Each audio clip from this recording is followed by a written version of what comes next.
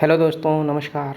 Welcome to our YouTube channel. तो आज के लिए हमारी जो नई वीडियो है ये है यूनिफाइड पेंशन स्कीम के बारे में। कल गवर्नमेंट ऑफ इंडिया ने मोदी सरकार ने बहुत बड़ा फैसला किया है और इससे जो है most of the central employees को बहुत फ़ायदा होने वाला है ना। तो उन्होंने एक यूनिफाइड पेंशन स्कीम निकाली है। अब ये यूनिफाइड पेंशन स्कीम क्या है, इससे किन सेंट्रल गवर्नमेंट एम्प्लॉयज़ को फ़ायदा मिलेगा, तो इसके बारे में हम लोग आज पूरा डिटेल में जानेंगे, है ना।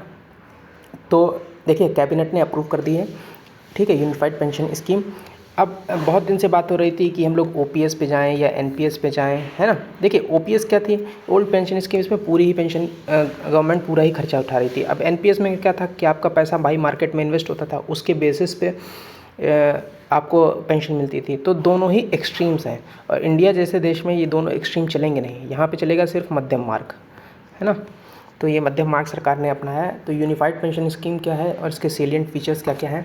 तो सबसे पहले सेंट्रल गवर्नमेंट जो एम्प्लॉयज़ हैं उनके पास ऑप्शन रहेगा to choose between the new unified pension scheme and the existing new pension scheme. तो अगर आपके पास यूपीएस और एनपीएस दोनों में चूज़ करने के लिए ऑप्शन रहेगा। फिर पेंशन कॉन्ट्रीब्यूशन ये सेम रहेगा, इसमें कोई बदलाव नहीं हुआ है। जितना 10% कंट्रीब्यूट करते थे हम लोग, उतना ही कंट्रीब्यूशन रहेगा, है ना। However the central governments contribution will be reassessed every 3 years. तो सेंट्रल गवर्नमेंट जो अभी अपना कंट्रीब्यूशन शायद 18% पे रखे है, किया है उसने, तो वो रीअसेस होगा every 3 years. After every 3 years there contribution will be reassessed, उसके बेसिस पे वो अपना घटाएगी बढ़ाएगी। तो अच्छा, ये करने में एक्सपेंडिचर कितना आएगा? एक्सपेंडिचर लगभग 800 करोड़ आएगा। किस चीज़ के लिए? जो एरियर्स हैं बकाया देने के लिए। और फिर हर साल लगभग एनुअल कॉस्ट 6250 करोड़ रुपए आएगी इस स्कीम के लिए, ठीक है। और ये लागू कब से होगी? सबसे बड़ी बात, 1 अप्रैल 2005 से ये लागू होगी। It will also be applied retroactively, मतलब जो ये पीछे जाके भी लगेगी, है ना, to the government employees who retired from 2004 से ऑनवर्ड्स, मतलब जो 2004 या 5 या 6 में रिटायर हो गए उनके लिए भी ये एप्लीकेबल रहेगी।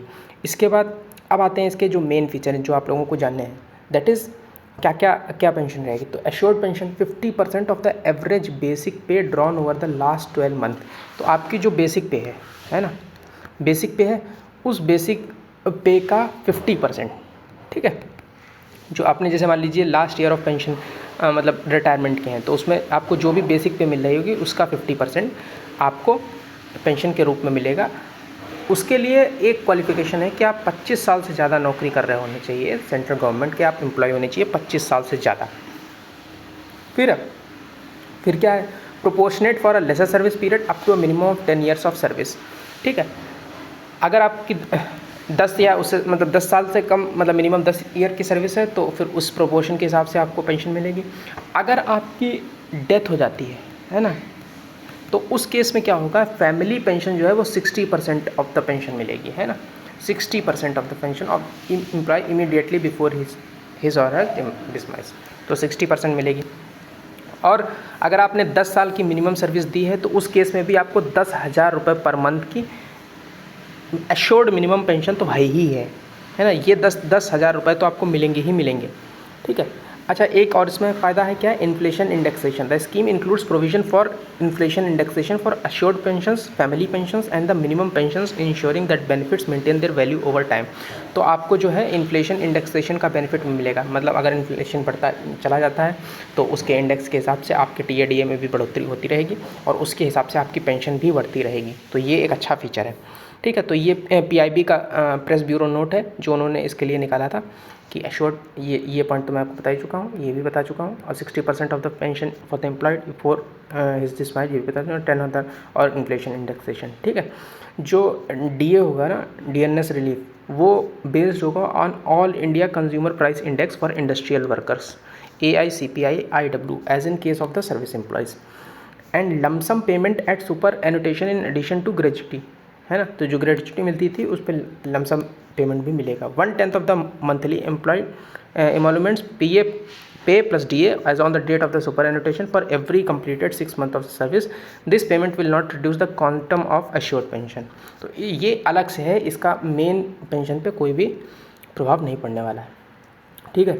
तो मेरे हिसाब से तो काफ़ी बेटर स्कीम है ना। बट यही वही बात है कि फिर से टैक्स पेयर के ऊपर काफ़ी बर्डन आने वाला है ना।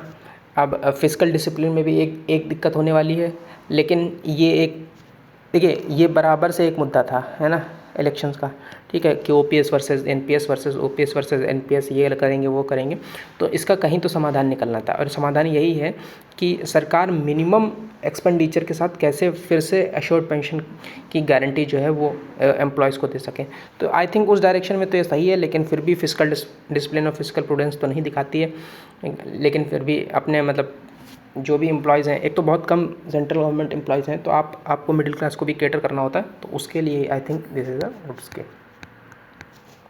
Thank you.